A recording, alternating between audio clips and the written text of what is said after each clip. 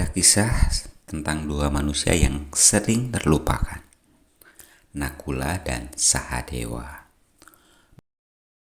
Dua bersaudara kembar yang jarang disebut, tapi justru karena itu kisah mereka begitu menyentuh.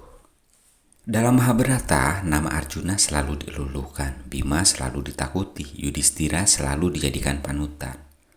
Tapi Nakula dan Sahadewa sering hanya sekilas lewat, seolah mereka hanya figuran dalam drama besar Kurusetra. Tapi begitulah hidup, bukan? Kita sering hanya mengingat mereka yang menonjol, sedangkan mereka yang menjaga keseimbangan, yang setia mendampingi, sering terlupakan.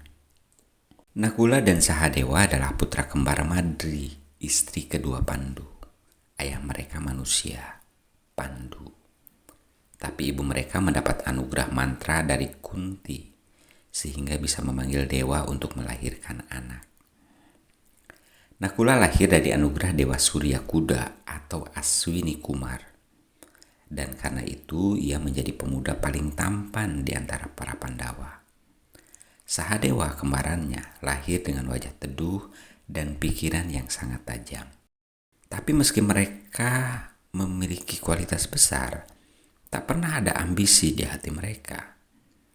Nakula selalu bicara tentang kesetiaan, Sahadewa selalu menunduk dalam kebijaksanaan. Mereka adalah cermin bahwa tidak semua orang diciptakan untuk menjadi pusat perhatian. Ada yang hadir hanya untuk menjaga keseimbangan. Coba kita tarik ke kehidupan kita hari ini.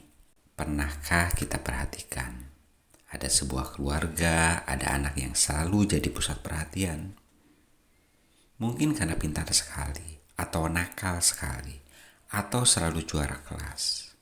Tapi ada juga anak yang lain. Diam, rajin, tidak pernah bikin masalah, selalu mengalah, selalu membantu, tapi tidak pernah disorot. Bukankah itu mirip Nakula dan Sahadewa? Mereka bukan headline, tapi tanpa mereka, cerita Pandawa tidak akan utuh. Ada seorang teman saya, dalam keluarganya semua orang selalu bicara tentang kakaknya.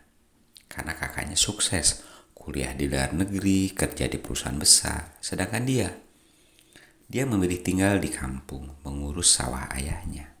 Setiap acara keluarga, semua membicarakan si kakak. Jarang ada yang menoleh padanya. Tapi suatu hari ketika ayahnya sakit parah, siapa yang berlari paling cepat ke rumah sakit? Siapa yang siaga tiap malam menjaga ayahnya? Bukan si kakak yang sibuk, melainkan dia yang selalu dianggap biasa saja. Saat itu barulah keluarga sadar bahwa seringkali kita buta oleh gemerlap hingga lupa menghargai cahaya kecil yang selalu ada di sekitar kita. Nakula dan Sahadewa adalah cahaya itu. Dalam pengasingan Pandawa, Nakula bertugas menjaga kuda dan perbekalan. Ia pandai merawat, penuh tanggung jawab. Sementara Sahadewa justru dikenal sebagai peramal yang jitu, bahkan mampu membaca tanda-tanda alam. Ketika Yudhistira bertanya, Sahadewa, apa yang harus kita lakukan esok hari? Jawabannya selalu lembut, tenang, dan penuh makna. Tapi tahukah Anda, Sahadewa pernah berkata begini, seandainya aku jujur mengungkap semua yang ku tahu, tak akan ada perang Bratayuda. Tapi takdir kadang harus dijalani. Ia tahu banyak, tapi memilih diam, karena ia paham ada hal-hal yang tidak boleh dipaksakan. Betapa sering dalam hidup modern kita berada di posisi Nakula dan Sahadewa. Mungkin di kantor ada rekan yang selalu tampil di depan, dapat penghargaan. Kita hanya di belakang layar. Mungkin di keluarga ada saudara yang selalu dibanggakan, sementara kita hanya dianggap pelengkap.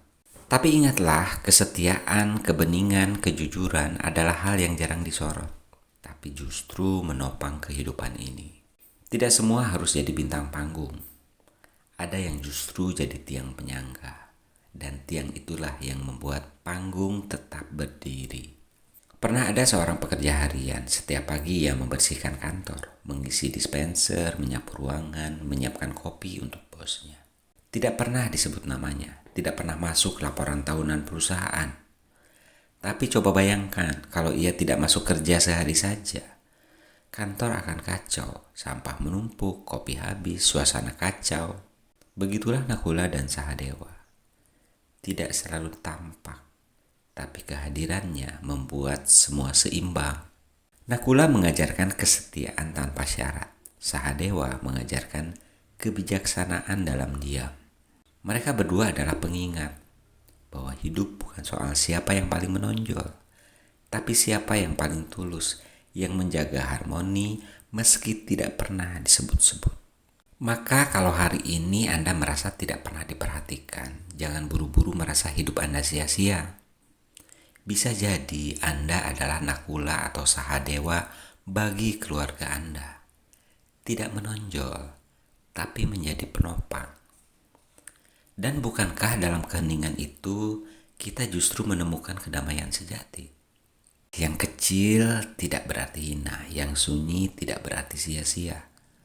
Kadang justru dari yang tak terlihat, lahir kekuatan yang paling besar. Selamat beristirahat, semoga malam ini membawa damai. Sampai jumpa di Wiracarita Mahabharata berikutnya. Bye-bye.